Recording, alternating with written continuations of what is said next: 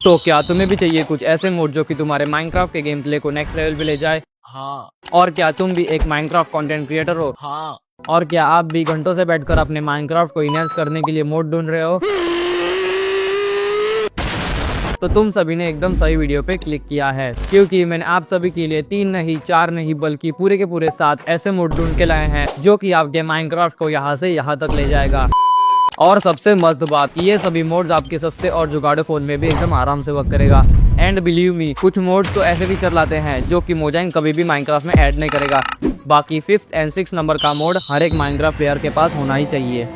और हाँ, इन सभी मोड्स का डाउनलोड लिंक मैं पिन कमेंट में दे दूंगा, जो कि डायरेक्ट मीडिया फाइल की लिंक होने वाली है। मतलब कोई एक्स्ट्रा लिंक्स या बकवास प्रोसेस नहीं।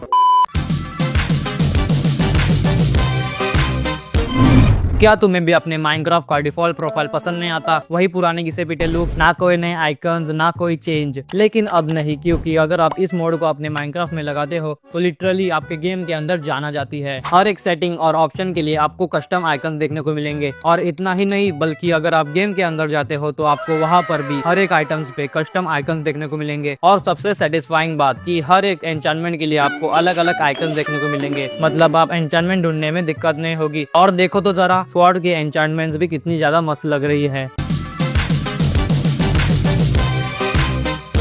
अगर तुम भी एक माइनक्राफ्ट कंटेंट क्रिएटर हो तो तुम्हारा मेन मोटिव होता है स्क्रीन को एकदम क्लीन रखना, लेकिन इन सारे बटन्स की वजह से वो पॉसिबल नहीं हो पाता। और हाँ, अगर तुम उनकी ओपेसिटी भी कम कर दो तो भी वो जावा एडिशन जैसी क्लीन फीलिंग नहीं देते। पर अब नहीं, क्योंकि अगर तुम इस मोड को लगाते हो तो तुम्हारे सारे बटन लिटरली गायब हो जाएंगे। मतलब आपके बटन्स तो वहीं पर रहेंगे, लेकिन गेम प्ले एकदम क्लियर दिखेगा और सारे कंट्रोल्स भी एकदम मस्त काम करेंगे। अब आपने बटन्स तो हाइड कर दिए, लेकिन अब इस पेपर डॉल का क्या? मालूम है कि आप इसे चाहो तो हटा, लेकिन ऑनेस्टली माइनक्राफ्ट बेडरॉक एडिशन का ये फीचर मुझे काफी कूल लगता है, क्योंकि जावा एडिशन में ऐसा ऑप्शन होता ही नहीं। लेकिन अगर आप ये मोड यूज करते हो तो आप अपने पेपर डॉल को कस्टमाइज भी कर सकते हो। बस गेम से बैक जाओ और आपको एक नया ऑप्शन दिखेगा, वहीं से आप अपने पेपर डॉल की पोजीशन एडजस्ट कर सकते हो। एक्स वाले ऑप्शन से ऊपर नीचे, वाई वाले ऑप्शन से लेफ्ट राइट और जेड से हाइट एडजस्ट कर सकते हो। अगर आप भी माइनक्राफ्ट के इन 3 पर्सपेक्टिव से बोर हो चुके हो और कुछ सिनेमैटिक शॉट्स बनाना चाहते हो तो ये मोड सिर्फ आपके लिए ही बना है। इस मोड को लगाने के बाद अब जैसे ही आप स्टिक को हाथ में लेकर लॉन्ग प्रेस करोगे तो आपके सामने एक बहुत बड़ा मेन्यू खुल जाएगा, जहाँ से आप अपने पर्सपेक्टिव कम्प्लीटली चेंज कर सकते हो। फॉर एग्जाम्पल, अगर आप डायनेमिक TP1 सिलेक्ट करते हो तो कैमरा का एंगल एकदम सिनेमैटिक हो जाएगा। और यही नहीं, बल्कि इस मोड में आपको बहुत सारे अलग अलग कैमरा एंगल देखने को मिलते हैं, जैसे कि ये प्लेस कैमरा ऑप्शन। इस ऑप्शन से आप कैमरा को कहाँ पर भी फिक्स कर सकते हो और पीछे आप अपने कैरेक्टर के साथ कुछ भी एक्शन कर सकते हो।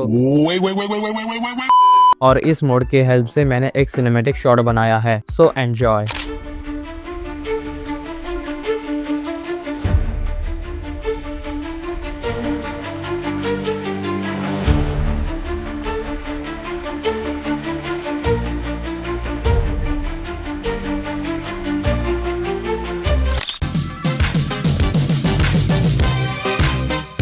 अब आप डायमंड्स की खोज में केव के अंदर तो चले गए, लेकिन उन्हीं केव्स में बहुत अंधेरा भी होता है।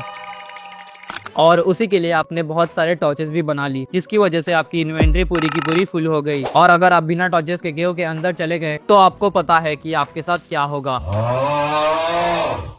मैं भी पहले इस प्रॉब्लम से बहुत परेशान था, लेकिन अब नहीं, क्योंकि जब से मैंने ये वाला मोड लगाया है तब से मेरी प्रॉब्लम बिल्कुल सॉल्व हो गई। और अब ये मोड मैं आप सबको देने वाला हूँ। इस मोड को लगाने के बाद आपकी टॉर्च हाथ में चमकने लगेगी और आप उसे लेफ्ट हैंड में पकड़ भी सकते हो, बिल्कुल जावा एडिशन की तरह।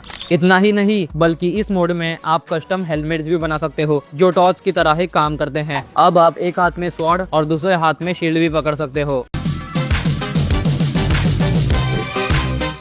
अब आपने दूसरे हाथ में शील्ड तो पकड़ ली, लेकिन प्रॉब्लम ये है कि ये शील्ड हाफ स्क्रीन कवर कर लेती है और ऑनेस्टली ये बिल्कुल भी अच्छा नहीं लगता, जिसके लिए बहुत सारे लोग ट्रांसपेरेंट शील्ड का मोड यूज करते हैं। लेकिन सच बोलूं तो वो भी कुछ ज्यादा खास नहीं लगता, क्योंकि आप ही देखो कि ये शील्ड कितनी ज्यादा अनरियल लग रही है। लेकिन अब तुम्हें ये सब करने की कोई जरूरत नहीं है, क्योंकि इस मोड को लगाने के बाद तुम्हारी शील्ड साइड में शिफ्ट हो जाएगी, जो कि देखने में भी बहुत ज्यादा मस्त लगती है।